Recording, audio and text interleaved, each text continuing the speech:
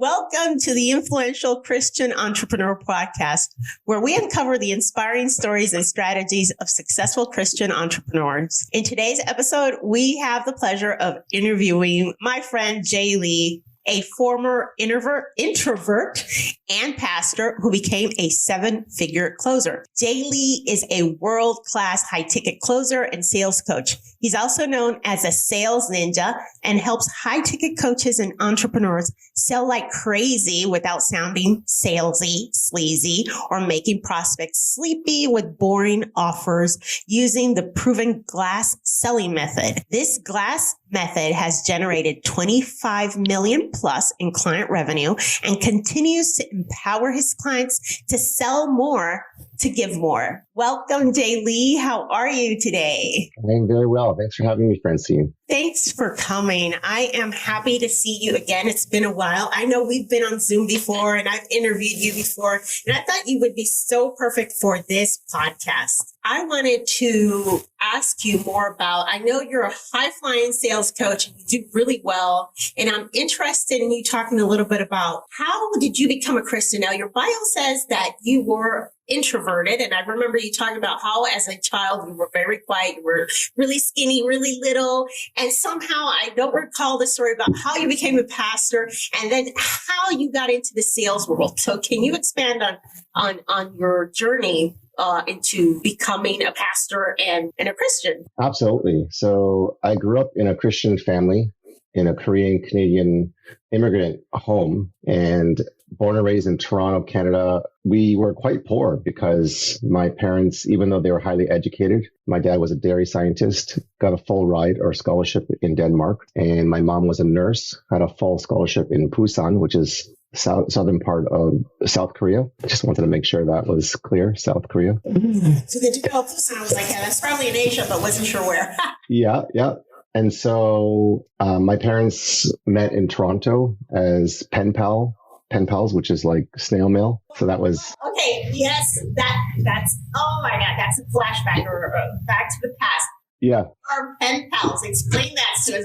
Yeah, for the people who are listening, if you don't know what that is, then it's the origin of Tinder without social media. So you have to actually handwrite letters and snail mail them with postage stamps to different parts of the world or city. And you would have to wait like days, if not weeks, and you would receive this mail and you'd be so excited because it's not a phone bill, it's not a utility bill, but it's a love letter. And they would go back and forth, and it takes time to build relationship, it takes time to get the messages, not in today's the age where you get the instant DM or a chat. Text or whatever. Yeah. So they would have to wait, weeks to receive mail and go back and forth. And pictures. They would send pictures. You didn't have Zoom. No. Yeah. It was like, what do you call it? Like real printed photographs, right? There was no sending of JPEGs or, picture formats, right? Did you ever have pen pals when you were a kid? Like, okay, it could be romantic, but it also could be like friends, right? I had pen pals in other countries. Did you ever have any? I did. I went to a student conference, and connected with a lot of different students in high school and became pen pals with people all over the world. It was fascinating. It was so much fun to write and receive. It's an art that has been lost, I think, in this day and age. It's been lost. I had my daughter a few years ago because I homeschooled her for the last 5 years. I had her become pen pals with a girl in Russia who was the daughter of a friend of mine, and it would take 2 weeks for them to get each other's correspondence. And my daughter was like, "Why, Mom? Can't I just send her a message on Instagram?" I'm like, "No, write the letter in cursive. Send it in the mail." That's so funny. Yeah. So that's how they met. Yeah, that's how they met. And then my mom came to faith when she was in nursing from a missionary from Texas. And my dad was not a believer. And he, growing up, he was a very kind of an angry kind of a person because he was one of 12 children. My parents were very poor growing up. My mom was poor. My dad was dirt poor. When they say, I walked 5 miles to get to school and didn't have shoes. And like that was literally my dad. He lived in the mountains and his shoes were in such bad shape that he would put cardboard insoles, because he had holes in the bottom of his shoes. And in the winter, he had to protect his feet. And at nights, because they had no food, he would have to go to the neighbor's farm in the middle of the night with no lights and take a satchel or a bag and dig with his hands to get some potatoes, to get some sort of, food to feed the 12 children, right? Wow, that sounds like my dad. He was in the South, in the South Jim Crow era. Similar, very similar, had to go and find chickens out there or something. And he was the oldest. So he would have to help my grandmother because my grandfather was, I don't know where he was, and feed all the other children because there were 9 of them. So wow. Story that people, I think kids here in the States today can't really relate to those stories. They sound so remote. Yeah. It's only like one generation before us. That's right. And then on my mom's side, my mom had 2 siblings and they both died. One of them died drowning in a pool and the other one had some sort of like measles or smallpox, but because they were so poor, they couldn't afford the medication. So that could have easily been alleviated and reversed if they had the finances. But she lost both of her siblings. So she became an only child. And my grandmother, so my mom's mom had to work 3 jobs, one in the fish market, one in the hospital as a janitor. And she was weaving baskets just to make ends meet. So they met in Toronto while they were in college or in school? Yeah, they had to go back to school because even though they had education in nursing and dairy science, when they came to Canada, that wasn't recognized. So they had no friends, they didn't know the language, and they had to go back to school while working and in a language that they didn't understand. So they had to re-educate and get their degrees and then work from the bottom up again. So there was no free handouts growing up. The work ethic was instilled at a very, very early age because, when you get like a 94% on an exam, which would be a very good mark, they'd be like, where's the 6%?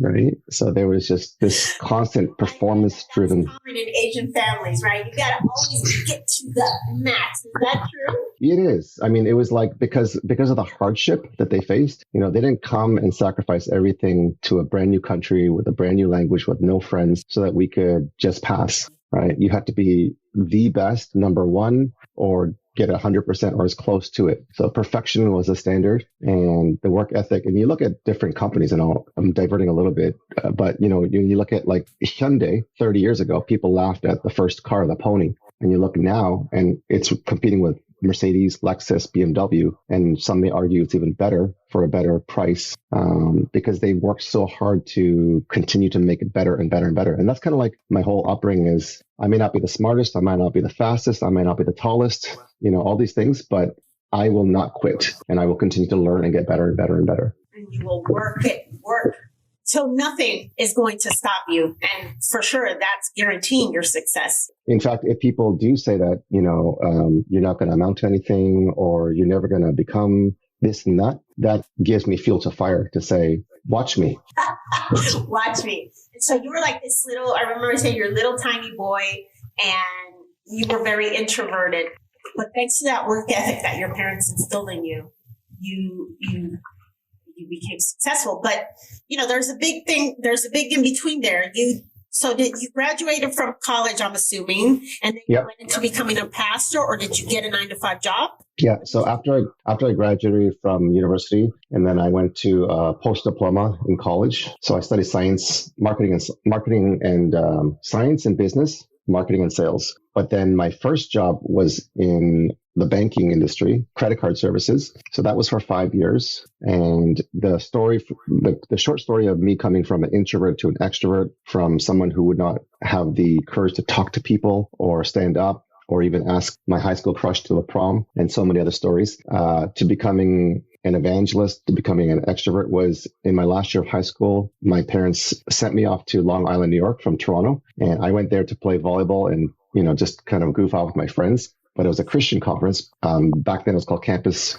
Crusade for Christ. Now it's called Power to Change. And so I went to all the sessions. I went and skipped all the sessions and I ended up going to the last session. And then there was a lady who was sharing her testimony and I was just like, whatever. But when I heard the story, the power of the story, and this is where I think sales came at an early start with the story selling, where she was selling her story and she was sharing the highlight of the hero story, which is Jesus. And I was like, I really want to know this person. Like I always looked at faith or, Christianity as a religion, as something you do, something you must do, something that you should do. But I realized when she was sharing her story, it's not religion, it's a relationship. And so when I got that, it clicked in my spirit and my heart. And then I accepted Jesus into my life. And like a supernatural miracle or a supernatural occurrence, the third person, which is God, the Father, Jesus, the Son, and the third person of the Trinity is the Holy Spirit,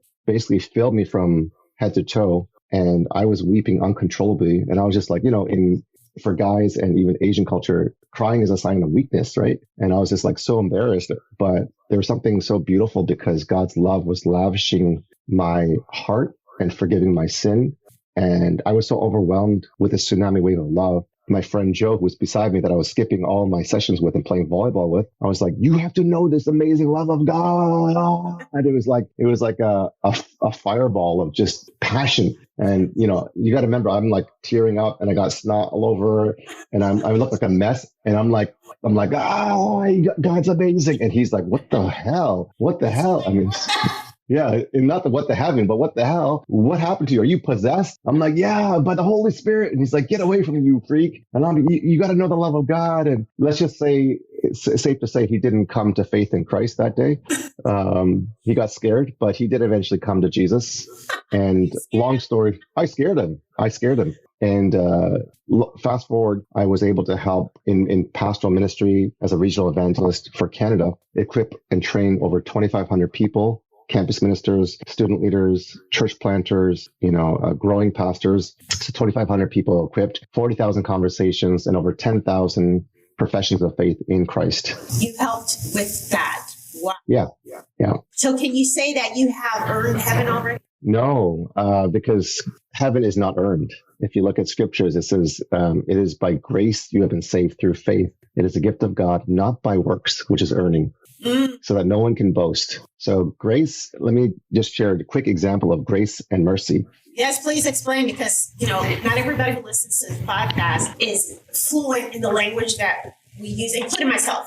Yeah, Christianese. Kind of goes over our head. So yeah, that would be helpful. Yeah, Christianese, simplified or dumbed down, is there's grace and mercy. And we use this language a lot, but I think a lot of us, including myself, did not understand what it meant. So when people say, Lord have mercy, the analogy is if you were speeding on the freeway or the highway and you were going, let's say 100 miles over the speed limit, which would be like really catastrophic, right? Because you could actually hurt someone, destroy your car, et cetera, et cetera. And then the police officer stops over and says, "Did you know that you were going 100 miles over the speed limit?" And you're like, "Oh my gosh, I didn't know that." You can say something like, "I'm going to the hospital because my wife's having a baby," and have some sort of excuse, right? Mercy would be when the police officer says, oh, well, maybe I can give you an escort. Don't worry about the ticket. I won't charge you because I'll let you off this time because you have an emergency. So mercy is, even though you violated and broke the law, he or she is going to let you off by not giving you that ticket and you not paying that fine. Mercy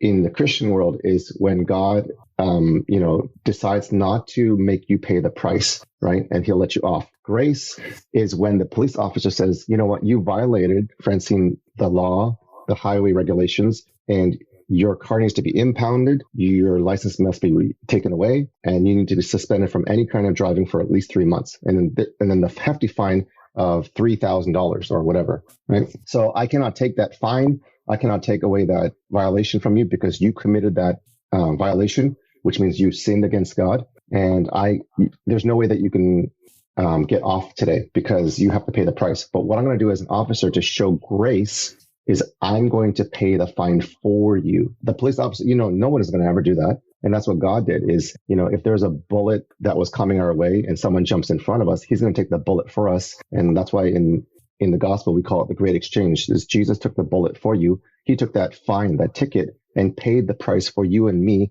so that we don't have to. And so our response is eternal gratitude and a life living for him, not because we earned heaven or a way to God, but because what he has done. It's not what we do.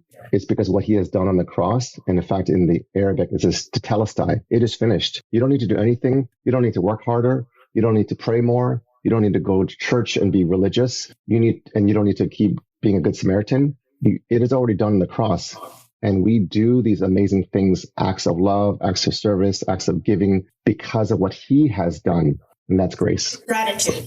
Yes. Okay. So that clarifies a lot because I thought you had to do a lot of work to get to heaven. I mean, Yeah, that's what I guess a lot of people think, right? Yeah, there is no amount of work that you can do to earn your way, because in scriptures it also says, be perfect, therefore, as I am perfect. And I don't know about you, but I'm far from perfect. And that's why Jesus is the perfect sacrifice. They call him the lamb, that's the perfect, unblemished, untainted, untarnished, sinless sacrifice. And perfection, because we don't have it. God had to bring his son with no plan B, no contingency plan, to sacrifice and lay all of sin from humanity, beginning of time and all of history, which is the sin and the wrath of God coming and striking that sin and killing it, so that we could have life eternal and life filled with abundance.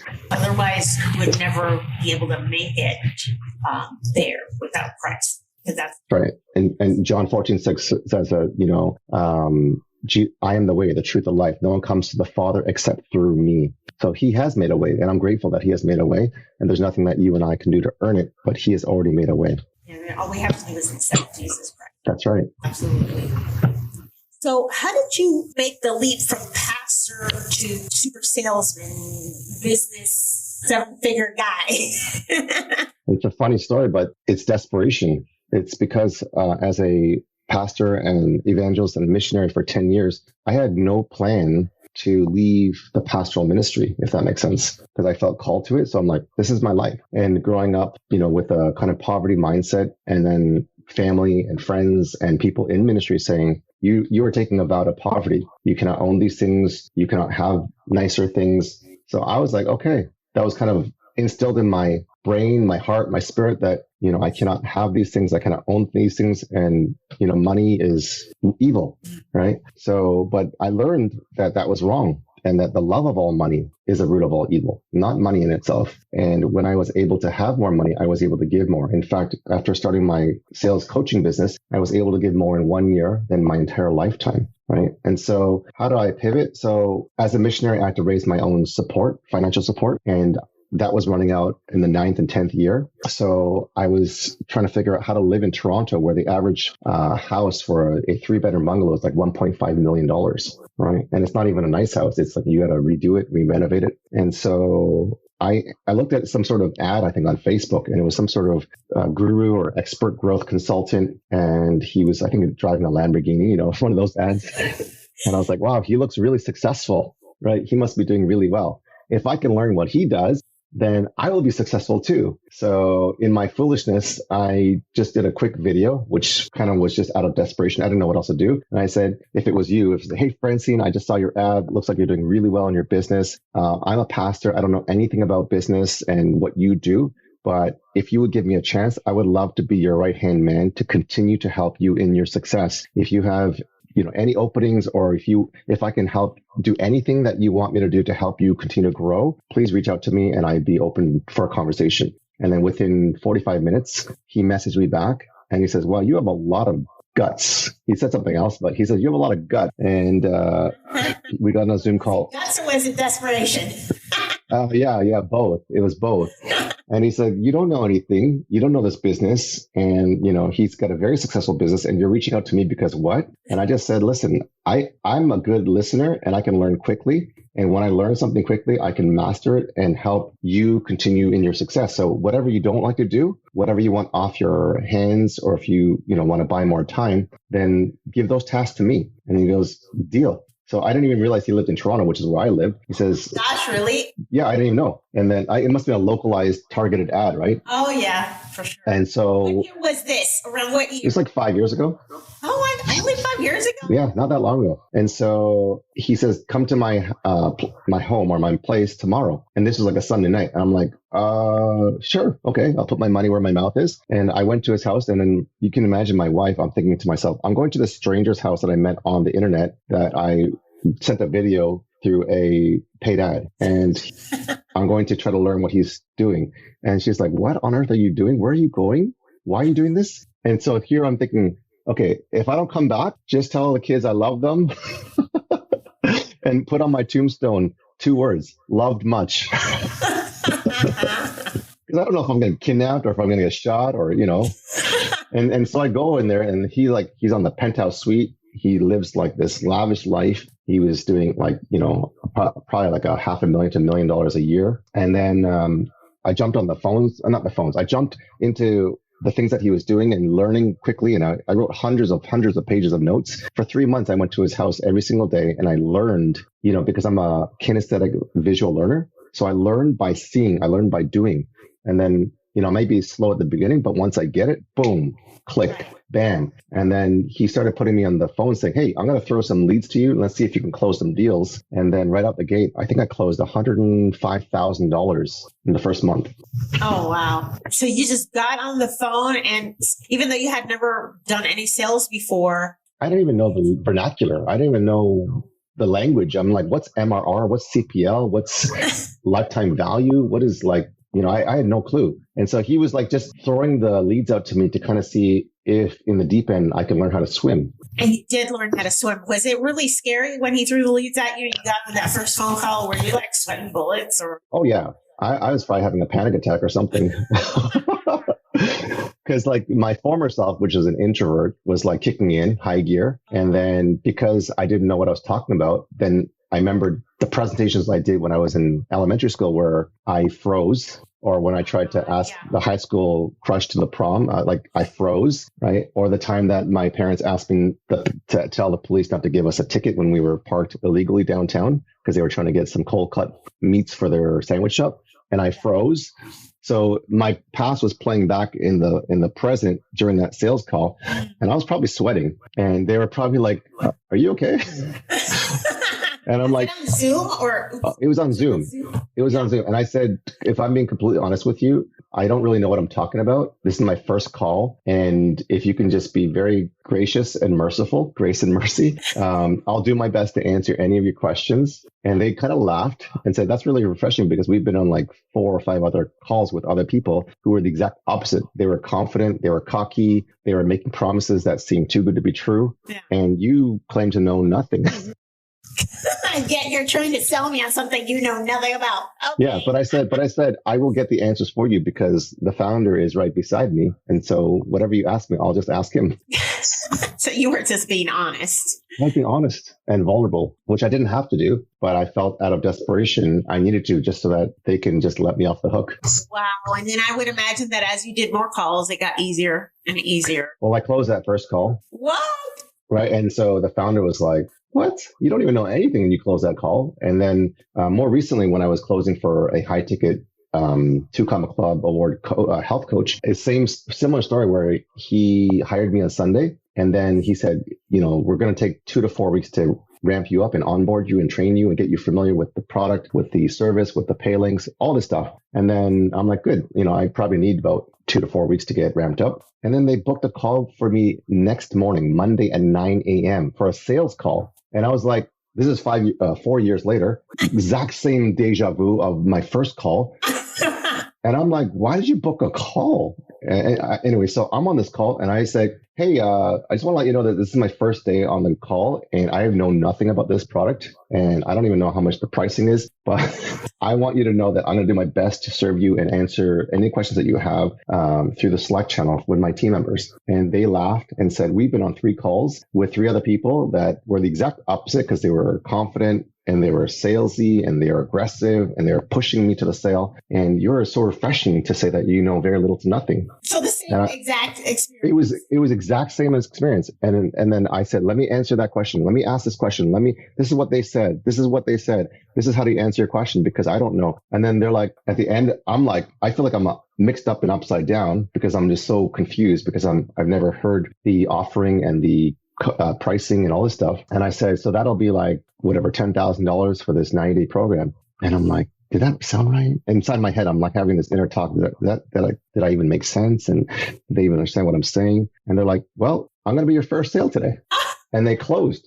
And then I found out from the health coach later, because I went to his house, we went to some sort of meeting. And then he said, that first call that we threw at you, we're just trying to, throw a bone at you and just make, let you have some fun and mess with you. Yeah. Yeah. Mess with me. Right. And I said, did you know I closed that deal? He goes, what? How did you close that deal without even knowing what we were doing? And I'm like, it was really hard. Oh my gosh. Like some people would say you're the luckiest guy alive. Mhm. I would Yeah. probably faint. Yeah. They say, because I take Brazilian Jiu Jitsu, they say on the backdrop, a black belt is a white belt that never gave up. That's a good one. A black belt is a white belt that never gave up. Hmm. That's like the theme of your life. And so now you're this highly, I guess, thought out sales closer for high ticket coaches. I'm sure there's probably a wait list to work with you because they know you can get the deals closed and you don't have a clone, right? So it's just you.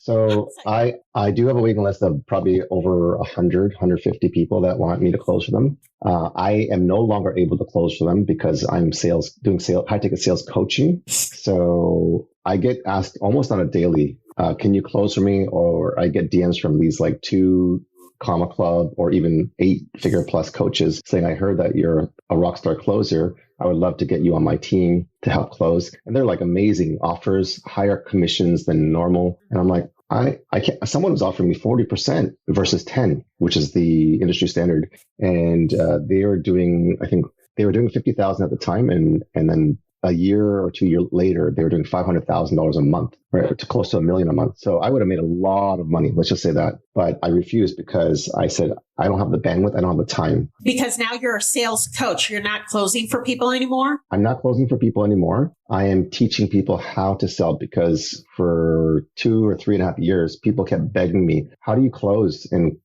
close 81% close rates? How do you get 96% cash collected rate? How do you get 94% show up rate? All these different things. I'm like, I don't know. I didn't even know that was a thing. I'm just trying to figure this out myself. So you're teaching people how to do the job you used to do so that in a way to clone yourself so that they can serve more people. So exactly. You're multiplying yourself as best you can. Yeah, it's discipleship of sales. And, one thing that people have been asking me that I'm thinking about doing in the near future, and I'll say it here, is some sort of sales academy where let's say I train 100 lethal sales ninja assassins and kind of outsource them to people like you who want a sales ninja vetted closer who's gone through let's say 50 to 100 hours of training. They've been in the dojo. They've been going through handling objections, building rapport, not sounding salesy through the frameworks and the approach that I use. That's something that I'm looking at in the future as well. In the future. Perfect. I didn't know you had stopped closing. So good to know. So what the premise of this podcast is, we've always been told not to mix our faith with business. Is it okay as far as, for you, is it okay to mix your faith with your business? Do you do it? Or do you maintain a clear line between, your faith and your business? That is a great question. We can build a whole series on this and a podcast on this. But the short answer for me is why not? And I would even go further and say, absolutely yes. I have friends, family, even people in ministry that say you should separate and even compartmentalize the home or the work and your faith. But I look at faith as a part of every area of our lives, and it's integrated and seamless in a way that says whether you are sweeping floors or whether you're leading employees of 10,000 or more, every work is for the glory of God. Everything that we do is whether we eat, whether we drink, whether we work, whether we sleep, everything is for the glory of God. So we need to remember that the work that God has given us is we are to put our hands to the plow, and a worker earns his or her wage by producing wealth. And my whole slogan is sell more to give more. So we make a lot of money so that we can give as much of it as away. So that's how you use your business as a ministry. In another way, you sell more so that you can give away more. So that is how you incorporate God into your business, because you are creating wealth so that you can help more people. As far as with your personal brand, now your personal brand is all about the ninja. Do you ever incorporate scripture into your posts, into your content? Do you ever talk about God openly, or are you the type of person that does it on the back end by what you do and doing more instead of saying more? That's a great question. So, when you look at musicians or you look at all these incredible influencers and marketers, a lot of them don't mention God, and they're like achieving this amazing success, like, 7, 8, 9, 10 figures. And then you find out later through a post or through a story that they actually are a person of faith. So I thought that was the cool covert way of getting more, influence. And it is what it is there. So I thought maybe that's what I should do. But then I thought, I want to be who I am and I want to be authentic to myself. And because I always try to lead with faith first, I decided I don't want to just do what I think will help me gain more followers or gain me more influence or get me more money. Let me do me. Let me be me. So I basically, in my LinkedIn, I have a newsletter. I have a weekly devotion. So every single week, there's a devotion that goes out. Guess when? Sundays. So it's a devotion of faith and scripture every single week. And then in my teaching, in my calls, in my training, it's all from a biblical framework. Okay. So everything I do, everything I say, and the options that I get, I'm able to pray for more people in my business than I have in my ministry as a pastor. That's incredible. It's good to see how everybody has their own way of doing it based on their personality, based on their business. And of course, you have to be authentic to yourself and not just if what someone else is doing works for them, but we can hit it together. We can hit it from all different types of angles. So I love the idea of sending out your devotion on Sundays, and then that essentially your whole business is based on a foundation of, God. So that's really nice. I enjoyed your story so much. I didn't know some of the details. I had heard part of your story, but I didn't know all these other details, especially how you had that first call happen 4 years later, the same thing. That was kind of like a message, I feel. And it's really inspiring. And I think that part of the way that we Christians can inspire other people who may be non-believers or people who is by telling our story. Because when we speak in the first person, it doesn't feel churchy. It doesn't feel pushy. You're just putting a message out there and planting seeds. And I think that's part of what we're supposed to do as Christians. I agree. And I think a lot of people may refuse God, church, Christianity, religion, whatever you call it, and even the gospel message. But one thing they cannot refuse or refute is your testimony, which is your story with a God narrative and how he changed or transformed your life. People can say and argue that God doesn't exist or the Bible is not true. But when you share your story, which is your personal transformation, they can't say, oh, that's not true. You're like, that's not true. Right. I think there's no way. It's irrefutable. It is. I think that in today's day, it is probably one of the better approaches. So I want to thank Jay Lee, my friend, for being here today and spending time with us and telling us about his amazing story and his transformation and how God has worked literally miracles in his life. And I want to thank everybody for being here today. Now, Jay Lee, if someone wanted to contact you, what would be the best way to do that? They can reach out to me on Instagram or Facebook. And I'll send you all my contact information. And if people are open to learning more, I have a couple of events that are coming up where they can learn for free how to sell more to give more. Okay, so they would pull you up on Facebook by Jay Lee and maybe type in Sales Ninja. Yep. There are probably quite a few Jay Lees, but if you type in Sales Ninja, you might come up, or LinkedIn might be easier also. Yeah. All right. Awesome. Thank you, everybody, for listening to this episode of The Influential Christian Entrepreneur. And we will see you again next week with a new episode. Take care. Bye.